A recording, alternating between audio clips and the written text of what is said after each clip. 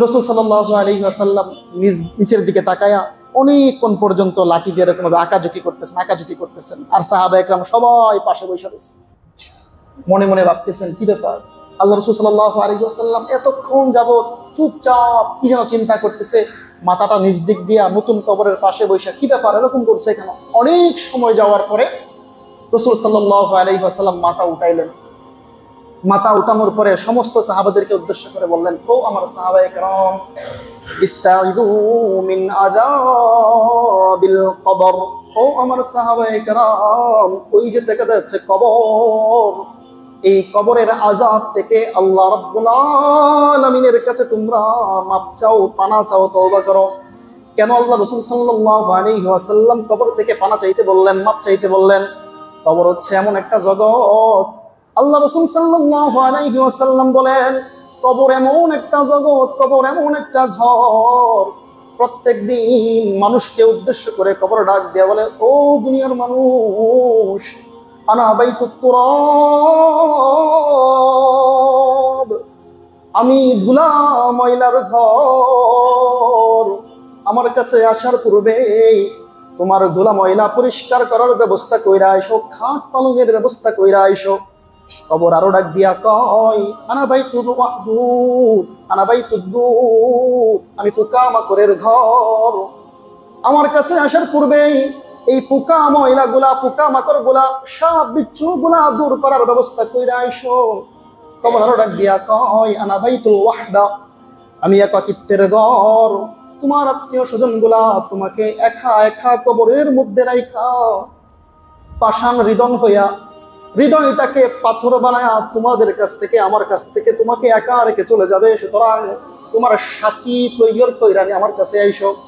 কবর আরো ডাক দিয়া কয়, ও দুনিয়ার মানুষ, আনা বাইতুজ জুলম, আমি অন্ধকারের ঘর, দুনিয়ার বুক থেকে আমি অন্ধকার কবরের মধ্যে আসার পূর্বে এই অন্ধকারকে দূরবর্তী কইরা আইসো, আলোর ব্যবস্থা কইরা আইসো।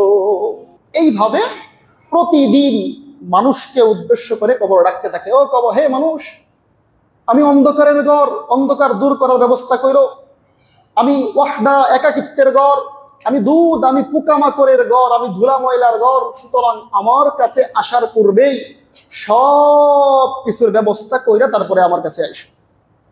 আল্লাহ রাসূল আরো বলেন অন্য এক হাদিসের মধ্যে যে কবর হচ্ছে এমন একটা জায়গা, দুনিয়ার বুকে যেই মানুষগুলা অহংকারী, অহংকার করে, অহংকার বশত মাটির মধ্যে জুড়ে জুড়ে পা দিয়া দিয়া হাঁটে, মাটিকে কষ্ট দেয়, মাটির মধ্যে দম্ভ অহমিকার মতো জুড়ে জুড়ে হাঁটতে থাকে, এই মানুষগুলাকে যখন কবরের ভিতরে যাবে, মানুষগুলা যখন কবরের ভিতরে যাবে, হাদিসের মধ্যে আসছে এই অহংকার করার কারণে, দম্ভ অহমিকার কারণে মাটি তাকে এমন জুড়ে চাপ দিবে, দুই পাজরের যে হাড্ডিগুলা আছে, একটা হাড্ডি আরেকটা হাড্ডির ভিতরে গিয়ে ঢুইকা যাবে। বলেন না নাউজুবিল্লাহ।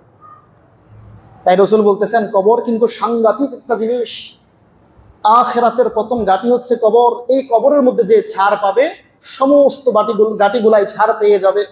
আর এই কবরের মধ্যে যে ধরা পড়ে যাবে, সমস্ত গাঁটি মুরার মধ্যে সে ধরা পড়ে যাবে। তাই আল্লাহ রাসূল সাল্লাল্লাহু আলাইহি ওয়াসাল্লাম বলতেছেন, ইস্তাইযু মিন আযাবিল কবর, এই কবরের আযাব থেকে আমাদের কাছে বিষয় হচ্ছে মৃত্যু এবং কবরের প্রথম রাত।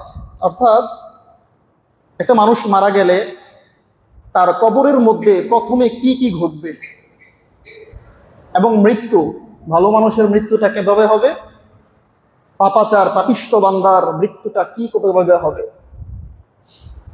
তো মৃত্যু সম্পর্কে যদি আমরা কোরআনের দিকে তাকাই, কোরআনে কারিমের মধ্যে মৃত্যুর ব্যাপারে অসংখ্য আয়াত আছে। জীবন মরণের ব্যাপারে অনেক আয়াত আল্লাহ রাব্বুল আলামিন কোরআনে কারিমের মধ্যে অবতীর্ণ করেছেন।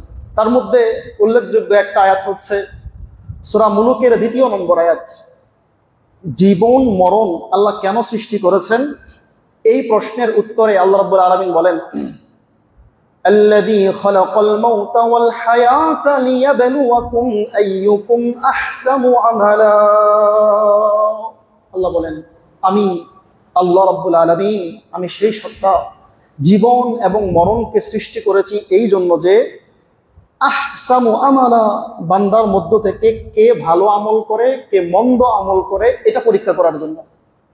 লিয়াবলুয়াকুম, আল্লাহ পরীক্ষা করার জন্য যে বান্দা ভালো আমল কে করে, মন্দ আমল কে করে।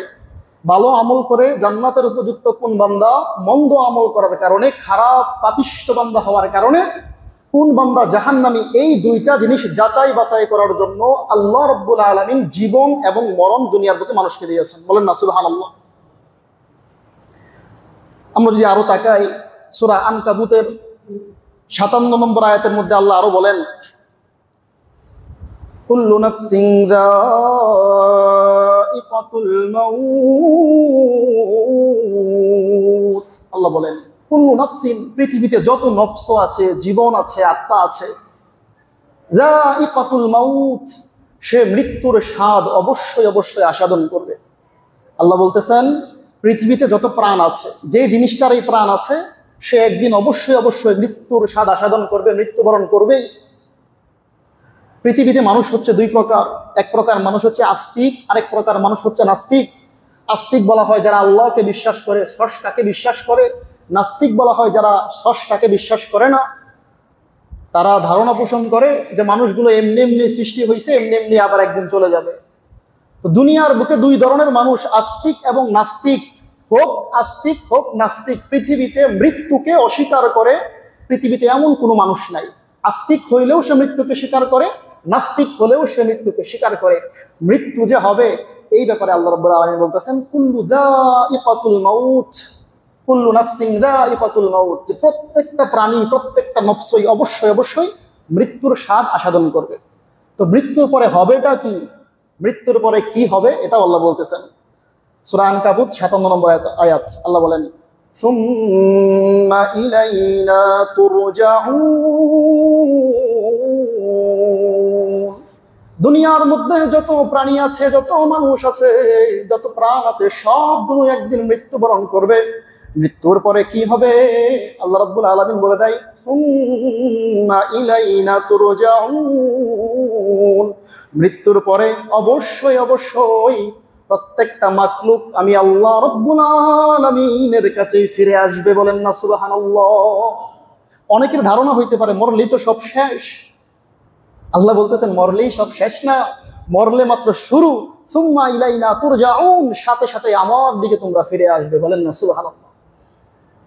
আল্লাহ রাব্বুল আলামিন আরো বলেন সূরা নিসার 34 নম্বর আয়াতের মধ্যে মৃত্যু সম্পর্কে বলেন, লিকুল্লি উম্মাতিন আজাল فإذا جاء أجلهم لا يستأخرون ساعة ولا يستقدمون। আল্লাহ আরো বলেন লিকুল্লি উম্মাতিন আজাল, প্রত্যেকটা মানুষের নির্দিষ্ট সময় আছে দুনিয়ার বুক থেকে চলে যাওয়ার জন্য।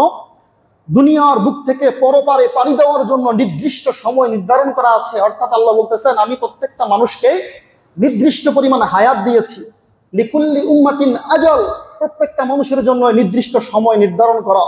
ফাইদা জাআ আজালুহুম, আর সেই নির্দিষ্ট সময়টা যখন বান্দার সামনে উপস্থিত হয়ে যায়, লা ইস্তাখিরুনা সাআতাও ওয়ালা ইস্তাকদিমুন। আল্লাহ বলেন সেই নির্দিষ্ট সময়টা আসার পরে বান্দার কাছে যখন মালাকুল মউত হাজির হয়ে যায়, ওই বান্দাকে 1 সেকেন্ড আর সময় দেওয়া হয় না, 1 সেকেন্ড এদিকও করা হয় না, 1 সেকেন্ড ওদিকও করা হয় না, সাথে সাথে তার জানটা কবজ করে নেওয়া হয়। বলেন না সুবহানাল্লাহ।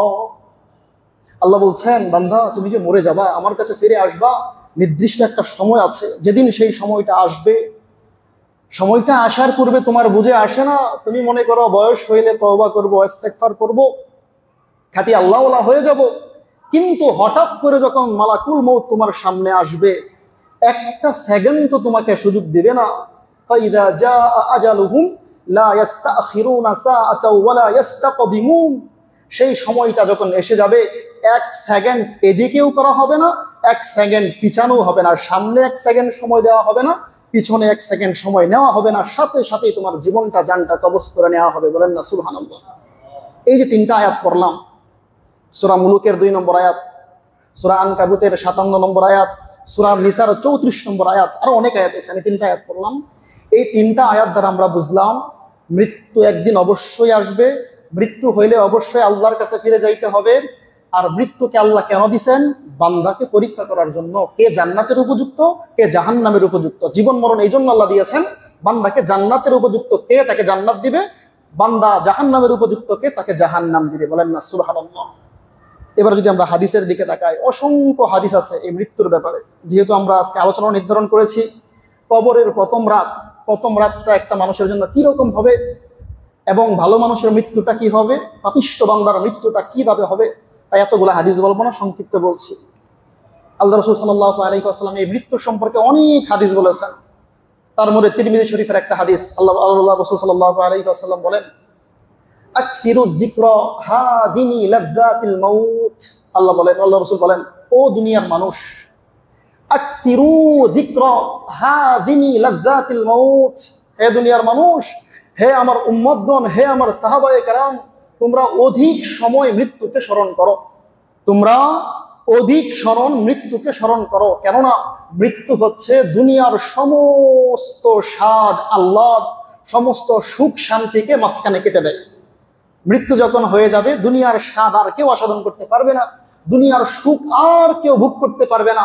পৃথিবীতে যত টাকাওয়ালার মালিকই হোক না কেন, যত ধনাঢ্য ব্যক্তি হোক না কেন, যত রাজপ্রাসাদ বানাক না কেন, মরার সাথে সাথে তার কাছ থেকে যদি দামি কোনো অলংকার থাকে, সাথে সাথে খুলে ফেলা হয়। আমাদের মা বোনরা মারা যাওয়ার সাথে সাথে তার অলংকারগুলো খুলে নেওয়া হয়।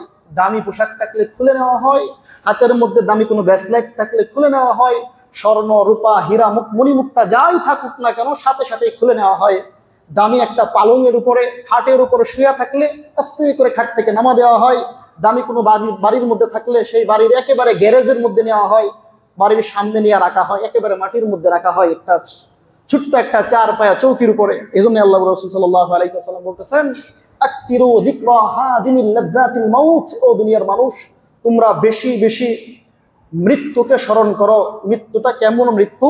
দুনিয়ার বুকে যত ধরনের লাজ্জত আছে, সুখ শান্তি আছে, এই সুখ শান্তিকে, ভোগ বিলাসকে মৃত্যুটা সাথে সাথে কর্তন করে দেয়, কেটে দেয়।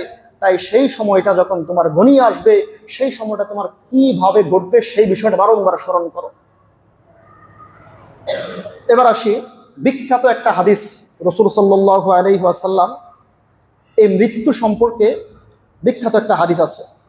হাদিসটা হচ্ছে মুসনাদে আহমদ শরীফের 18,557 নম্বর হাদিস। মুসনাদে আহমদ শরীফের 18,557 নম্বর হাদিস। এই হাদিসটা ইবনে মাজাহ শরীফের মধ্যেও আসছে, আবু দাউদের মধ্যেও আসছে সংক্ষিপ্ত আকারে। তো লম্বা একটা হাদিস আমরা পেশ করবো মৃত্যু সম্পর্কে। হাদিসটা ভালো করে শুনবেন। এই হাদিসটা শুনলেই মৃত্যুর ব্যাপারে একেবারে বিস্তারিত আলোচনা এসে যাবে। একটা ভালো মানুষের মৃত্যুটা কিভাবে হবে, একটা খারাপ মানুষের মৃত্যুটা কিভাবে হবে, মৃত্যুর পরে কবরে প্রথম রাত্রের মধ্যে কি কি ঘটবে, সব কিছু এই হাদিসের মধ্যে আছে। হাদিসের নম্বর হচ্ছে মুসনাদে আহমদ শরীফের 18,557 নম্বর হাদিস। হাদিসের বর্ণনাকারী হযরতে বারা ইবনে আযিব রাদিয়াল্লাহু তাআলা আনহু। ওই বারা ইবনে আযিব রাদিয়াল্লাহু তাআলা আনহু নিজে বর্ণনা করতেছেন, আন বারা ইবনে আযিব রাদিয়াল্লাহু তাআলা আনহু قال خرجنا مع رسول الله صلى الله عليه وسلم في جنازة رجل من أنصار। সাহাবী বারা ইবনে আযিব তিনি বর্ণনা করেন, খরজনা মা রাসূলিল্লাহি সাল্লাল্লাহু আলাইহি ওয়াসাল্লাম ফি জানাজাতির রাজুল মিন আনসার। আমরা সাহাবায়ে কেরাম একদিন রাসূল সাল্লাল্লাহু আলাইহি ওয়াসাল্লামের সাথে একজন আনসারী সাহাবার জানাজা পড়ার জন্য বের হইলাম। আপনারা সকলেই জানেন সাহাবাদের মধ্যে দুইটা ভাগ আছে, একটা হচ্ছে মুজাহিদ সাহাবী, একটা হচ্ছে আনসারী সাহাবী। মুজাহিদ সাহাবী বলা হয় যারা মক্কা থেকে মদিনায় হিজরত করে গিয়েছে, রাসূলের সাথে যারা হিজরত করেছে তাদেরকে মুজাহিদ সাহাবী বলা হয়, মুজাহিদ। আর আনসার কারা? মদিনায় যারা অবস্থানরত ছিল, যারা মক্কার সাহাবাদেরকে টাকা পয়সা বাড়ি গাড়ি দিয়া সব কিছু দিয়া সহযোগিতা করেছে, তাদেরকে আনসারী সাহাবা বলা হয়।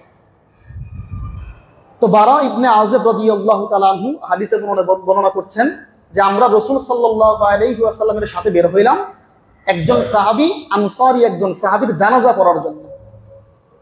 তো অনেক সময় দেখা যায় আমরা জানাজার মধ্যে বের হই, এমন কিন্তু অনেক সময় হয় যে যেই ব্যক্তিটার জানাজা পড়তে যাইতেছি তার কবরটা রাস্তার মধ্যে পড়ে, যেই ব্যক্তির জানাজা পড়তে যাইতেছি তার বাড়িতে যাওয়ার আগেই অনেক সময় তার কবরটা, তার যে নতুন কবরটা খনন করা হয়েছে, ওই কবরটা রাস্তার মধ্যে পড়ে। তো রাসূলের সাথে সাহাবাদের সাথে এই ঘটনাটাই ঘটলো। রাসূল যাইতেছেন জানাজা পড়ার জন্য, ওই ব্যক্তিকে যেখানে কবর দেওয়া হবে সেই কবরটার পাশ দিয়া সাহাবায়ে কেরাম এবং রাসূল সাল্লাল্লাহু আলাইহি ওয়াসাল্লাম যাইতেছিলেন। রাসূল দেখলেন আমার এই সাহাবাকে, আনসারী সাহাবীকে এই কবরের মধ্যে শোয়ানো হইবে, নতুন একটা কবর, শীতল একটা কবর। কবরটা দেইকা রাসূল সাল্লাল্লাহু আলাইহি ওয়াসাল্লাম ফাজালাসা রাসূলুল্লাহ সাল্লাল্লাহু আলাইহি ওয়াসাল্লাম কবরের পাশে গিয়া বসে গেলেন। সাহাবী বলতেছেন বারা ইবনে আযিব ফাজালাসনা হাওলাহু, আমরা সাহাবায়ে কেরাম আমরাও রাসূলের পাশে, ওই কবরের পাশে রাসূলের সামনে গিয়া বসলাম। দীর্ঘ সময় রাসূল সাল্লাল্লাহু আলাইহি ওয়াসাল্লাম মাথাটা নিচের দিকে কইরা বসে আছেন। সাহাবায়ে কেরাম বলতেছে কি ব্যাপার, রাসূল এভাবে বসে আছেন কেন? আর সাহাবায়ে কেরাম যে বসছেন, বসার কাইফিয়তটা কেমন ছিল? সাহাবায়ে কেরাম নিজেই বলতেছেন কাআন্না আলা রুউসিনা তাইর, আমরা এমন ভাবে শান্তভাবে বসছিলাম যদি আমাদের মাথার মধ্যে একটা পাখি আইসা বৈশা যাইতো তারপরেও আমরা টের পাইতাম না, পাখিটাও টের পাইতো না যে আমরা জীবিত কোনো মানুষ নাকি গাছের কোনো পিলার এই জায়গার মধ্যে বৈশা আছে। বলেন না সুবহানাল্লাহ। সাহাবায়ে কেরাম রাসূলের সামনে এমন ভাবে আদবের সহিত বৈশা থাকতেন। রাসূল সাল্লাল্লাহু আলাইহি ওয়াসাল্লামের হাতে ছিলেন একটা লাঠি, ফি ইয়াদিহি উদ ইয়ামকুতু ফিল আরদ, রাসূলের হাতে একটা লাঠি ছিল। ওই লাঠি দিয়া রাসূল সাল্লাল্লাহু আলাইহি ওয়াসাল্লাম কবরের, নতুন কবরের পাশে বৈশা, কবরের পাশে বৈশা মাটির মধ্যে আঁকিঝুঁকি করতেছে। অনেক সময় দেখবেন বৃদ্ধ মানুষের হাতে লাঠি থাকলে অনেক সময় যদি বৈশা থাকে দেখবেন চেয়ারের মধ্যে বৈশা রয়েছে, পিঁড়ির মধ্যে, মুড়ার মধ্যে বৈশা রয়েছে, মাটির মধ্যে লাঠি দিয়ে আঁকিঝুঁকি করতেছে, এমনিতে আঁকিঝুঁকি করতেছে।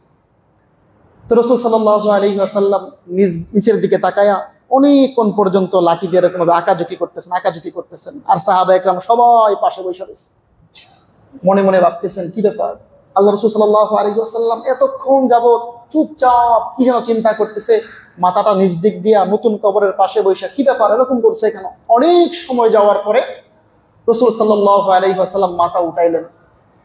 মাথা উঠানোর পরে সমস্ত সাহাবাদেরকে উদ্দেশ্য করে বললেন, ও আমার সাহাবায়ে কেরাম, ইস্তাইযু মিন আযাবিল কবর, ও আমার সাহাবায়ে কেরাম, ওই যে দেখা যাচ্ছে কবর, এই কবরের আযাব থেকে আল্লাহ রাব্বুল আলামিনের কাছে তোমরা মাপ চাও, পানা চাও, তওবা করো। কেন আল্লাহ রাসূল সাল্লাল্লাহু আলাইহি ওয়াসাল্লাম কবর থেকে পানা চাইতে বললেন, মাপ চাইতে বললেন? কবর হচ্ছে এমন একটা জগৎ, আল্লাহ রাসূল সাল্লাল্লাহু আলাইহি ওয়াসাল্লাম বলেন কবর এমন একটা জগৎ, কবর এমন একটা ঘর, প্রত্যেক দিন মানুষকে উদ্দেশ্য করে কবর ডাক দেয়া বলে, ও দুনিয়ার মানুষ, আনা বাইতুত তুরাব, আমি ধুলা ময়লার ঘর, আমার কাছে আসার পূর্বেই তোমার ধুলা ময়লা পরিষ্কার করার ব্যবস্থা কইরা আইসো, খাট পালঙের ব্যবস্থা কইরা আইসো। কবর আরো ডাক দিয়া কয়, আনা বাইতুল ওয়াহদুদ, আনা বাইতুদ দুদ, আমি পোকামাকড়ের ঘর, আমার কাছে আসার পূর্বেই এই পোকা ময়লা গুলা, পোকামাকড় গুলা, সাপ বিচ্ছু গুলা দূর করার ব্যবস্থা কইরা আইসো। কবর আরো ডাক দিয়া কয়, আনা বাইতুল ওয়াহদা, আমি একাকিত্বের ঘর, তোমার আত্মীয় স্বজন গুলা তোমাকে একা একা কবরের মধ্যে রাইখা পাষাণ হৃদয় হইয়া, হৃদয়টাকে পাথর বানায়া তোমাদের কাছ থেকে, আমার কাছ থেকে তোমাকে একা রেখে চলে যাবে, সুতরাং তোমার সাথী তৈয়র কইরা আমার কাছে আইসো। কবর আরো ডাক দিয়া কয়, ও দুনিয়ার মানুষ, আনা বাইতুজ জুলম, আমি অন্ধকারের ঘর, দুনিয়ার বুক থেকে আমি অন্ধকার কবরের মধ্যে আসার পূর্বে এই অন্ধকারকে দূরবর্তী কইরা আইসো, আলোর ব্যবস্থা কইরা আইসো। এইভাবে প্রতিদিন মানুষকে উদ্দেশ্য করে কবর ডাকতে থাকে, ও কবর, হে মানুষ, আমি অন্ধকারের ঘর, অন্ধকার দূর করার ব্যবস্থা কইরো, আমি ওয়াহদা, একাকিত্বের ঘর, আমি দুধ, আমি পোকামাকড়ের ঘর, আমি ধুলা ময়লার ঘর, সুতরাং আমার কাছে আসার পূর্বেই সব কিছুর ব্যবস্থা কইরা তারপরে আমার কাছে আইসো।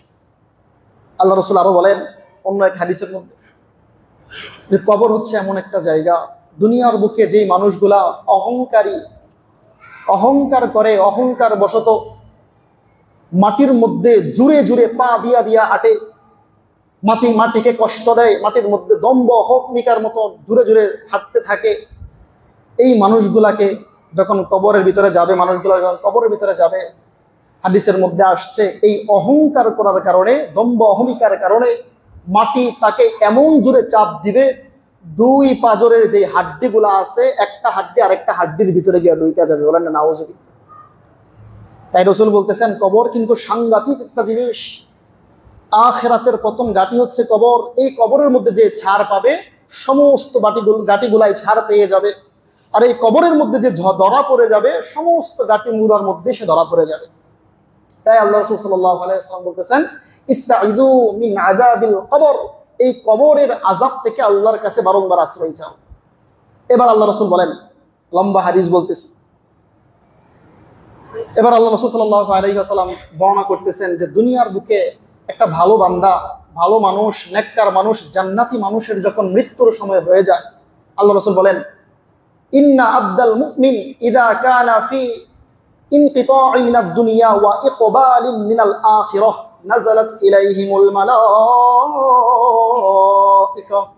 আল্লাহ রাসূল সাল্লাল্লাহু আলাইহি ওয়াসাল্লাম ওই কবরের পাশের মধ্যে বৈশা বৈশা সাহাবাদেরকে হাদিস শোনাইতেছেন আর বলতেছেন, ও আমার সাহাবায়ে কেরাম তোমরা শুনো, দুনিয়ার মধ্যে যখন একটা ভালো বান্দা, মুমিন বান্দা, জান্নাতি মানুষের মৃত্যুর সময় হয়ে যায় এবং আখিরাতের সফর করার সময় হয়ে যায়, নাযালাত ইলাইহিমুল মালায়েকা, আল্লাহ রাব্বুল আলামিন আসমান থেকে নূরের ফেরেশতা তার চতুর্পার্শ্বে অবতীর্ণ করে দেয়। সুবহানাল্লাহ। আল্লাহ রাসূল সাল্লাল্লাহু আলাইহি ওয়াসাল্লাম ওই সমস্ত ফেরেশতাদের আকৃতিটা কেমন হবে সেটাও বর্ণনা করেন। রাসূল বলেন বিদুল উজুহ, শুভ্র চেহারা বিশিষ্ট, সূর্যের আলো চন্দ্রের আলো যেমন জকমক জকমক করতে থাকে, ওই সমস্ত ফেরেশতারা মুমিন বান্দার জান কবজ করার সময় যে সমস্ত বান্দারা আসমান থেকে তার কাছে অবতীর্ণ হয়, এক একটা ফেরেশতার চেহারার দিকে তাকাইলে পূর্ণিমার চাঁদ যেমন জমকাইতে থাকে, চমকাইতে থাকে, ঠিক তদ্রূপ ভাবে ওই সমস্ত ফেরেশতাদের চেহারাগুলো চমকাইতে থাকে। সুবহানাল্লাহ। আল্লাহ রাসূল বলেন এদের সংখ্যাটা কেমন হয়? একটা ভালো বান্দা, মুমিন বান্দা, জান্নাতি বান্দা যখন তার জান কবজ করবে, জান কবজ করার পূর্বেই আল্লাহ রাব্বুল আলামিন আসমান থেকে নূরের ফেরেশতা অবতীর্ণ করেন, তার চতুর্পাশে থাকে। এদের চেহারার বর্ণনা করেছেন বিদুল উজুহ, এদের চেহারা শুভ্র হবে, আলোকময় হবে। কতটুকু লম্বা হবে এদের সিরিয়াল? রাসূল বলেন মাদ্দা বাসারি। আল্লাহ রাসূল বলেন ওই যে মুমূর্ষু ব্যক্তিটা যখন শুয়ে আছে, শুয়ে থাকার কারণে এই ব্যক্তির চোখের দৃষ্টি যত দূরে যায়, এই ব্যক্তিটার চোখের দৃষ্টি যতটুকু দূরে যায়, নূরের ফেরেশতা ততটুকু দূর পর্যন্ত সারিবদ্ধভাবে দুই কাতারবদ্ধ হয়ে লম্বা করে দাঁড়িয়ে যায়। সুবহানাল্লাহ। সারিবদ্ধ হয়ে, লম্বা সারিবদ্ধ হয়ে দুই কাতার বিশিষ্ট সামনে দাঁড়ায় যায়। দাঁড়ায় যাওয়ার পরে এদের হাতে কি থাকে সেটা আল্লাহ রাসূল বলেন, এদের হাতে থাকে কাফুন মিন আকফানিল জান্নাহ, তারা জান্নাতের রেশমি রুমাল, রেশমি কাপড়, দামি কাপড় তারা ওই ব্যক্তিটার রূহকে গ্রহণ করার জন্য নিয়ে আসে। আরো কি থাকে? ওয়া হানুতুম মিন হানুতিল জান্নাহ, রাসূল বলেন এদের হাতে জান্নাতের খুশবু, দামি খুশবু, সুগন্ধি খুশবু তাদের হাতে কইরা, ফেরেশতাদের হাতে কইরা ওই মানুষটাকে ইস্তেকবাল করার জন্য নিয়ে আসে। এরা সারিবদ্ধভাবে দাঁড়ায়। রাসূল বলেন কিছুক্ষণ পরেই আজরাইল আলাইহিস সালাতু ওয়াস সালাম দুনিয়ার বুকে অবতীর্ণ হয়, ওই মুমূর্ষু ব্যক্তির কাছে আসে। এখানে একটা প্রশ্ন, অনেকদিন পূর্বে আপনাদেরকে আমি বলেছিলাম এই জুমার বয়ানের মধ্যেই, যে পৃথিবীতে একই সময়ে একই মুহূর্তে অনেক জায়গার মধ্যে কিন্তু মানুষ মারা যায়, মারা যায় না? তো হাদিসের মধ্যে তো আসছে আজরাইল আলাইহিস সালাতু ওয়াস সালাম জান কবজ করে। তো একই সময় যদি বাংলাদেশের একজন মানুষ মারা যায়, সৌদি আরবের আরেকজন মানুষ মারা যায়, আমেরিকার আরেকজন মানুষ মারা যায়, তিন মুহূর্তে তিনটা জায়গার মধ্যে তিনটা দেশ। তো আজরাইল আলাইহিস সালাতু ওয়াস সালাম একই সেকেন্ডের ভিতরে একই মুহূর্তে তিনজন মানুষের জান কিভাবে কবজ করবে? অথচ হাদিসের মধ্যে আসছে লম্বা ফেরেশতার সিরিয়াল হয়। আজরাইল আলাইহিস সালাতু ওয়াস সালাম মৃত্যুর পূর্বে তার সাথে কথোপকথন করে। তো একই সময়ে কি এতগুলো মানুষের জান কবজ করা সম্ভব? তার উত্তরটা কিন্তু একদিন অনেক দিন আগে বলেছিলাম, মনে আছে কিনা আপনাদের? কি বলেছিলাম বলেন তো শুনি? আচ্ছা, না পারলেও সমস্যা নাই। আল্লাহ রাসূল সাল্লাল্লাহু আলাইহি ওয়াসাল্লাম এরকম ভাবে একটা প্রশ্ন করছিলেন, যে আপনাদেরকে যেরকম প্রশ্ন করলাম। বুখারীতে হাদিসটা আসছে, আল্লাহ রাসূল সাল্লাল্লাহু আলাইহি ওয়াসাল্লাম একদিন নামাজ পড়াইলেন, ইমামতি করতেছেন। তো সামি আল্লাহু লিমান হামিদা, মুসল্লি যারা আছে তারা বলবে রব্বানা লাকাল হামদ অথবা রব্বানা ওয়ালাকাল হামদ। তো সাহাবায়ে কেরাম এটা বলছে, কিন্তু এক সাহাবী বলছে কি রব্বানা ওয়ালাকাল হামদ হামদান কাসীরান তাইয়িবান মুবারাকান ফীহ। এই কথাটা রাসূল কানে শুনছেন। নামাজ শেষ করার পরে রাসূল দাঁড়াইছেন, এই কে আছো? আমার কোন সাহাবা? আজকে দোয়াটা একটু লম্বা কইরা পড়লা, রব্বানা লাকাল হামদ হামদান কাসীরান তাইয়িবান মুবারাকান ফীহ। কেউ কোনো কথা বলে না, সবাই ভয় পাইতেছে, করলোটা কি? রাসূল বলেন, জানা থাকলে বলো, সমস্যা নাই বলো, সাহস করে বলো। অনেকক্ষণ পরে এক সাহাবী মনের মধ্যে ভয় নিয়ে নিয়ে বলতেছে, ইয়া রাসূলুল্লাহ, আমি দোয়াটা পড়ছি। আল্লাহ রাসূল বললেন, সাহস করে বলছো না? এবার এই দোয়াটার ফজিলত তোমাকে শোনাই, শোনো। আমি যখন নামাজ পড়তেছিলাম, কে এই দোয়াটা পড়ছে আমি ভালো করেই জানি, কেননা আমি রাসূল হচ্ছে এমন একজন মানুষ, আমি সামনের দিক দিয়া যেভাবে দেখি পিছন দিক দিয়া হুবহু সেইভাবেই দেখতে পাই। বলেন না সুবহানাল্লাহ। রাসূল বলেন, তুমি যখন দোয়াটা পড়লা রব্বানা ওয়ালাকাল হামদ হামদান কাসীরান তাইয়িবান মুবারাকান ফী, আমি আসমান থেকে নূরের 30 জন ফেরেশতা অবতীর্ণ হয়েছে দেখেছি। আর তোমার এই দোয়াটার যে সওয়াবটা হয়েছে, এই সওয়াবটা আল্লাহর কাছে কে আগে নিয়ে পৌঁছায়া দিবে, তারা প্রতিযোগিতা করতেছে, এটা দেখে আমি মনে মনে হাসতেছিলাম। বলেন না সুবহানাল্লাহ। তো রাসূলও মাঝে মধ্যে প্রশ্ন করতেন, সাহাবায়ে কেরাম ভয়ে ভয়ে উত্তর দিতেন না। তো আমি যে প্রশ্নটা করেছি আপনাদের সামনে, যে আজরাইল তো একজন, কিন্তু একই সময়ে পৃথিবীর প্রান্তে প্রান্তে রন্ধ্রে রন্ধ্রে কিভাবে সে জান কবজ করে, তার উত্তর হলো আজরাইল আলাইহিস সালাতু ওয়াস সালাম 4 জন বড় ফেরেশতার মধ্যে একজন, কিন্তু তিনার আন্ডারে হাজার হাজার লক্ষ লক্ষ হাজার হাজার লক্ষ লক্ষ ফেরেশতা তিনার আন্ডারে কাজ করে। বলেন না সুবহানাল্লাহ। যখন যার যেখানে সময় হয়ে যায়, সময় গণিয়ে আসে, সেই জায়গার মধ্যে আজরাইল আলাইহিস সালাতু ওয়াস সালামের আন্ডারে যে সমস্ত ফেরেশতারা আছে, তারা কাজ করার জন্য, জীবন কবজ করার জন্য সাথে সাথেই চলে যায়। বলেন না সুবহানাল্লাহ। তো বলতেছিলাম, এরকম ভাবে সারিবদ্ধভাবে ফেরেশতারা এসে দাঁড়াইছে। এবার আজরাইল আলাইহিস সালাতু ওয়াস সালাম আসছে, আয়েশা বলতেছে কি জানেন? দেখেন কি বলে, ইয়া আইয়াতুহান নাফসুত তাইয়্যিবা উখরুজু ইলা মাগফিরাতিন মিনাল্লাহ। আজরাইল আলাইহিস সালাতু ওয়াস সালাম মুমিন বান্দার যখন জীবনের কবজ করার সময় হয়ে যায়, তার মাতার কাছে আয়েশা বসে, আয়েশা বলতে থাকে, ইয়া আইয়াতুহান নাফসুল তাইয়্যিবা, হে পবিত্র আত্মা, উখরুজি, তুমি বের হয়ে আসো, ইলা মাগফিরাতিন মিনাল্লাহ, আল্লাহ রাব্বুল আলামিন তোমার জীবনের আমলগুলোকে কবুল করে নিয়েছে, সুতরাং আল্লাহ রাব্বুল আলামিনের মাগফিরাতের দিকে তুমি সাথে সাথে বের হয়ে আসো। সুবহানাল্লাহ। এই কথাটা বলার পরে আজরাইল আলাইহিস সালাতু ওয়াস সালাম যখন মুমির বান্দার কাছে এই কথা আয়েশা বলে, হে পবিত্র আত্মা, আল্লাহর জান্নাতের দিকে তুমি তাড়াতাড়ি বের হয়ে আসো, হাদিসের মধ্যে আসছে আল্লাহ রাসূল সাল্লাল্লাহু আলাইহি ওয়াসাল্লাম বলেন, তাখরুজু, সে সাথে সাথেই বের হয়ে আসে। কেমন করে? একটা গ্লাসের মধ্যে পানি ঢাললে, রাসূল হুবহু এইভাবে উদাহরণ দিয়েছেন, একটা গ্লাসের মধ্যে পানি ভরলে, এই পানিটা একেবারে উপর কইরা ঢাইলা দিলে সবটা পানি পইরা গেছে, পড়ার পরে যে একটু পানি চুইসা চুইসা হালকা হালকা হালকা ফুটা ফুটা ফুটা ফুটা করে আস্তে আস্তে আস্তে আস্তে করে, রাসূল বলেন, একটা মুমিন বান্দা যখন তার জীবনের শেষ সময় হয়ে যায়, আজরাইল যখন এই কথাটা বলে, আল্লাহর জান্নাতের দিকে তুমি তাড়াতাড়ি বের হয়ে আসো, গ্লাসের পানিগুলা যেমন আস্তে আস্তে টপকায়া টপকায়া টপকায়া করতে থাকে, মুমিন ব্যক্তির জানটা, রূহটা ওইভাবে আস্তে আস্তে আস্তে তার শরীর থেকে, বডি থেকে বের হয়ে আসে। সুবহানাল্লাহ। বের হয়ে আসছে, আজরাইল আলাইহিস সালাতু ওয়াস সালামের হাতের মধ্যে সেই রূহটা রাখছে। রাখার পরে হাদিসের মধ্যে আসছে, চোখের দৃষ্টি পরিমাণ, চোখের পাতি ফালাইতে যতটুকু সময় লাগে, এতটুকু সময় তাকে দেওয়া হয় নাই। সাথে সাথেই ওই যে নূরের ফেরেশতারা যারা আছে, তারা যে জান্নাত থেকে একটা কাপড় নিয়ে আসছে, আকফানুম মিন আকফানিল জান্নাহ, কাফনুম মিন আকফানিল জান্নাহ, এই কাপড়টা তারা ভাঁজ করে সুন্দর করে আজরাইল আলাইহিস সালাতু ওয়াস সালামের সামনে পেশ করে।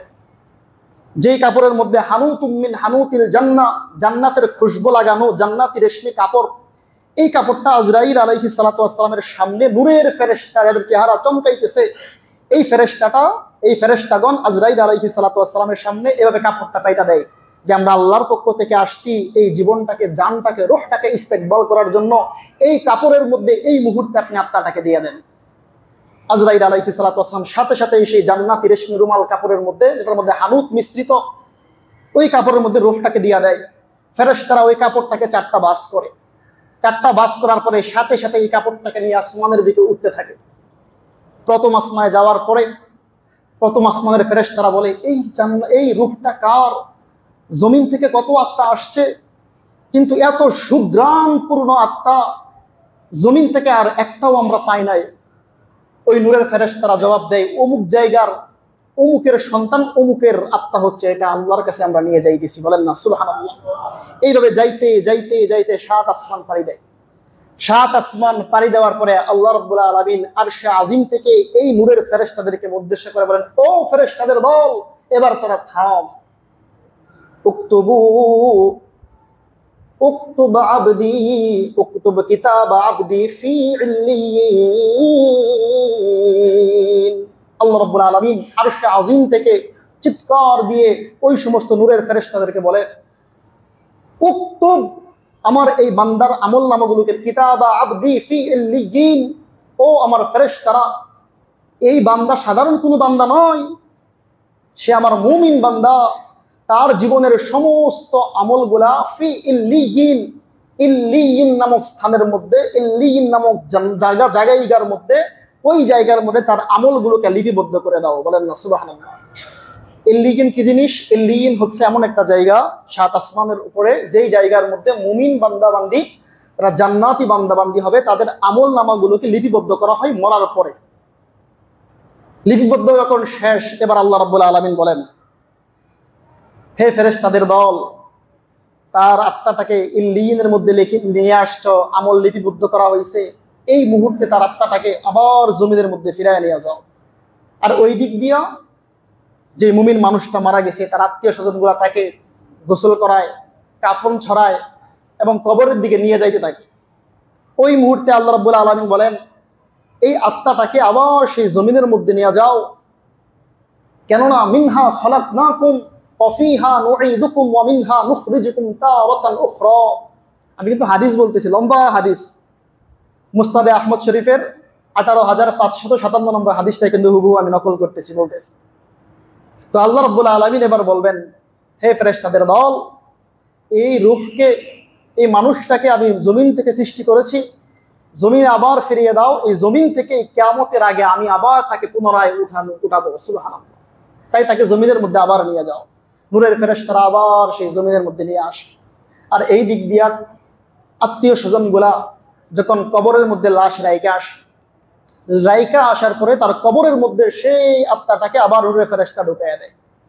হাদিসের মধ্যে আসছে, মানুষগুলো যখন দাফন কাফনের পরে এই কবর থেকে সরতে যতটুকু সময় লাগে, 40 কদম সরতে যতটুকু সময় লাগে, এতটুকু সময় বিলম্ব করার পরে, কাফন দাফন করার পরে 2 জন ফেরেশতা রূহকে ঢুকায় দেওয়া হয় কবরের মধ্যে, এবং 2 জন ফেরেশতা আবার এই কবরের মধ্যে ঢুকে। ইয়াতিয়ানে মালাকান 2 জন ফেরেশতা আবার আসে। আয়েশা ওই রূহটাকে প্রশ্ন করে, 4টা প্রশ্ন করে। আমরা সবাই জানি 3টা প্রশ্ন করে, কিন্তু কবরের মধ্যে প্রশ্ন হবে 4টা প্রশ্ন তাকে করা হয়। 1 নম্বর প্রশ্ন, মার রব্বুকা, তোমার রব কে? সাথে সাথেই ওই মুমিন বান্দা উত্তর দেয়, রব্বি আল্লাহ, আমার রব হচ্ছে আল্লাহ। এই যে আমার রব আল্লাহ, আমরা রবের ব্যাপারে অনেক সময় অনেক মানুষ ভুল ধারণা বুঝি। অনেকে মনে করি যে রব মানে সৃষ্টিকর্তা। রব মানে শুধু সৃষ্টিকর্তা না। কবরে যখন প্রশ্ন করা হবে একটা মানুষ, সেই প্রশ্নটার রব্বি আল্লাহ, আল্লাহ আমার রব, এই উত্তরটা তখনই সে দিতে পারবে যখন আল্লাহ রাব্বুল আলামিনকে তার জীবনের প্রত্যেকটা জায়গার মধ্যে রুবুবিয়তকে স্বীকৃতি দিয়েছে। রুবুবিয়তের স্বীকৃতি কিভাবে দেয়?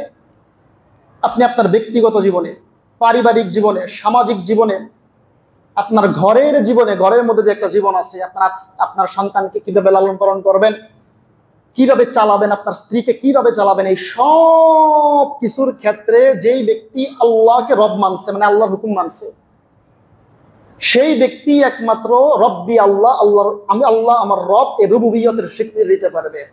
আর যে ব্যক্তি মনে করে আল্লাহ শুধু আমার সৃষ্টিকর্তা, আল্লাহ আমাকে সৃষ্টি করেছে, বাকি জিন্দিগিতে আর কোনোদিন আল্লাহর কাজ একটাও করে নাই, যে ব্যক্তি শুধু এটাই জানে যে আল্লাহ আমাকে সৃষ্টি করছে, সৃষ্টি করার পরে যতদিন সে বেঁচে ছিল দুনিয়ার বুকে, একটা দিনও আল্লাহর কোনো হুকুম মানে নাই। আল্লাহ বলছে নামাজ পড়তে, সে নামাজ পড়ে নাই, ওর নামাজের ক্ষেত্রে আল্লাহকে সেও স্বীকার করে নাই। আল্লাহ বলছে রোজা রাখতে, হজ করতে, জাকাত দিতে, আল্লাহ বলছে চক্ষুকে নিচের দিকে রাখতে, আল্লাহ বলছে জুলুম না করতে, অন্যায় না করতে, অবিচার না করতে, আল্লাহ বলছে পরের হক মাইরা না খাইতে। এই সবগুলোর ক্ষেত্রে যে ব্যক্তি আল্লাহকে রব মানে নাই, আল্লাহর হুকুম মানে নাই, সে কশিন কালেও কবরের মধ্যে রব্বি আল্লাহ, আমার প্রভু আল্লাহ উত্তর দিতে পারবে না। কত সাংঘাতিক কথা! তাই জীবনের প্রত্যেকটা সেক্টরে, প্রত্যেকটা জায়গার মধ্যে আমাদেরকে রুবুবিয়ত মানতে হবে, আল্লাহ যে আমার রব সেটা মানতে হবে। যদি আমরা না মানি, আমাদেরকে কবরের মধ্যে যখন প্রশ্ন করা হবে আমার রব আল্লাহ, সেই উত্তর আমার মুখ দিয়ে কখনোই বের হবে না। অনেকে মনে করে আমি মুখস্থ করে চলে গেলাম। ভাই, মুখস্থ করলে হবে না। মরার সাথে সাথেই তার জবানগুলো চলবে হচ্ছে তার আমলের উপর ডিপেন্ড করে। যেই ব্যক্তির আমল ভালো, তার অটোমেটিক মুখ খুলবে, তার আরবি ভাষা হয়ে যাবে। রাসূল সাল্লাল্লাহু আলাইহি ওয়াসাল্লাম বলেছেন, 3 কারণে আরবি ভাষাকে তোমরা পছন্দ করো। 1 নম্বর, আমি আরবিতে কথা বলি। 2 নম্বর, কোরআনের ভাষা আরবি। 3 নম্বর, কবরের ভাষা, জান্নাতের ভাষা, আল্লাহর ভাষা, ফেরেশতার ভাষা, সবার ভাষা আরবি। তাই কবরের মধ্যে যখন প্রশ্ন করা হবে, আপনার অটোমেটিক জবান থেকে আরবি উত্তর বের হতে থাকবে। বলেন না সুবহানাল্লাহ। এটা কখন বের হবে? যখন আপনার আমল সব ঠিক থাকবে, সব জায়গার মধ্যে আল্লাহকে মেনেছেন, তখন উত্তর বের হবে। 2 নম্বর প্রশ্ন হবে, ওমা দীনুকা, তোমার দিন কি? ওই মুমিন বান্দা বলবে দীনি আল ইসলাম, ইসলাম হচ্ছে আমার দিন। কখন সে উত্তরটা দিতে পারবে? যখন তার জীবনের প্রত্যেকটা সেক্টরকে ইসলামে ফলো করছে, ইসলামকে ফলো করছে, ইসলামকে মানছে। যদি এরকম হয়, হিন্দুদের পূজার মধ্যেও গেলাম, বৌদ্ধদের বড়দিনও পালন করলাম, খ্রিস্টানদের উৎসব পালন করলাম, সব কিছুই পালন করলাম, নামকে অস্তে শুধু গরু খাওয়ার জন্য মুসলমান ছিলাম। কোনো মানুষের হালত যদি এমন হয়, ইসলাম মানছে কোন সময়? শুধু গরু খাওয়ার ক্ষেত্রে, কুরবানি করার ক্ষেত্রে, আর সারা বছর কোনোদিন ইসলাম মানে নাই, এমন কোন যদি ব্যক্তি হয়, কবরে যখন তাকে প্রশ্ন করা হবে দীনি আল ইসলাম, তোমার ধর্ম কি, সে কোনো কিছু উত্তর দিতে পারবে না। তবে মুমিন বান্দা, যে ব্যক্তি সব জায়গার মধ্যে ইসলামকে ফলো করছে, সেই ব্যক্তি সাথে সাথে বলবে দীনি আল ইসলাম, আমার ধর্ম হচ্ছে ইসলাম। সুবহানাল্লাহ। 3 নম্বর প্রশ্ন হবে, আল্লাহ রাসূল সাল্লাল্লাহু আলাইহি ওয়াসাল্লামকে ওই ফেরেশতারা, 2 জন ফেরেশতা যারা আসবে, মুনকার নাকির, আল্লাহ রাসূল সাল্লাল্লাহু আলাইহি ওয়াসাল্লামকে দেখাবে। কিভাবে দেখাবে? এক হাদিসের মধ্যে আসছে, ফেরেশতাদের হাতের মধ্যে রাসূলের চেহারাটা বাসায়া দিবে। অন্য হাদিসের মধ্যে আসছে, অন্য জায়গার মধ্যে আসছে, কবরের যে দেয়াল থাকে, ওই দেয়ালের মধ্যে রাসূল সাল্লাল্লাহু আলাইহি ওয়াসাল্লামের ছবি ভেসে যাবে। ওই রাসূলের সাল্লাল্লাহু আলাইহি ওয়াসাল্লামের ছবির দিকে ইঙ্গিত করবে, ওমান হাদার রাজুলুল্লাযী বুইসা ফীকুম, কে এই ব্যক্তি মানুষ হাতের মধ্যে অথবা কবরের দেয়ালের মধ্যে, কে এই ব্যক্তি মানুষ যাকে তোমাদের কল্যাণের জন্য প্রেরণ করা হয়েছিল? ওই মুমিন বান্দা, মুমিনেরটা বলতেছি, ওই মুমিন বান্দা বলবে হাদা রাসূলুল্লাহ সাল্লাল্লাহু আলাইহি ওয়াসাল্লাম। সুবহানাল্লাহ। সে সাথে সাথে দেখে চিনে ফেলবে আমাদের লিডার, আমাদের মুক্তির দূত, যিনি গোটা পৃথিবীর সমস্ত মানুষদেরকে হেদায়েতের পথ দেখিয়েছেন, গোটা পৃথিবীর মানুষের সামনে সিরাতুল মুস্তাকিম, সঠিক পথকে উন্মোচন করেছেন। তিনি আমাদের নেতা, তিনি আমাদের রাসূল সাল্লাল্লাহু আলাইহি ওয়াসাল্লাম। সুবহানাল্লাহ। এই 3টা প্রশ্নের পরে আরেকটা প্রশ্ন করবে। প্রশ্নটা করবে হচ্ছে মা ইউরিদু, এই যে তোমরা এই 3টা প্রশ্নের সঠিক উত্তর দিলা, এই 3টা প্রশ্নের উত্তর তুমি কোত্থেকে জানলা? মুমিন বান্দা বলবে ক্বরাতু কিতাবাল্লাহ, আমি আল্লাহ রাব্বুল আলামিনের কিতাব পড়তাম, ফাআমানতু বিহি, এবং ওই কিতাবের যত হুকুম আহকাম আছে, সব হুকুম আহকামের প্রতি আমি ঈমান এনেছি, বিশ্বাস করেছি। সুতরাং ওই কিতাব পড়ার মাধ্যমে আমি এই 3 প্রশ্নের উত্তর জানতে পেরেছি। সুবহানাল্লাহ। 4টা প্রশ্ন শেষ। এবার নাদা ইউনাদি মিনাস সামা, আসমান থেকে আওয়াজ আসবে, আসমান থেকে আওয়াজ আসবে, আল্লাহ রাব্বুল আলামিন আরশে আজিম থেকে চিৎকার দিয়া বলবেন, ও ফেরেশতাদের দল, সাদাকা আবদি, আমার বান্দাকে তোমরা অনেকক্ষণ ধরে জেরা করতেছো, অনেকক্ষণ ধরে প্রশ্ন করতেছো। আমি আল্লাহ রাব্বুল আলামিন আরশে আজিম থেকে তোমাদের প্রশ্নগুলো শুনতেছি, আমার বান্দার উত্তরগুলো শুনতেছি। এবার আমার উত্তর শোনো। সাদাকা আবদি, আমার বান্দা সত্য বলেছে। আমি আল্লাহ রাব্বুল আলামিন আমার বান্দাকে সত্যায়ন করে নিলাম। সুবহানাল্লাহ।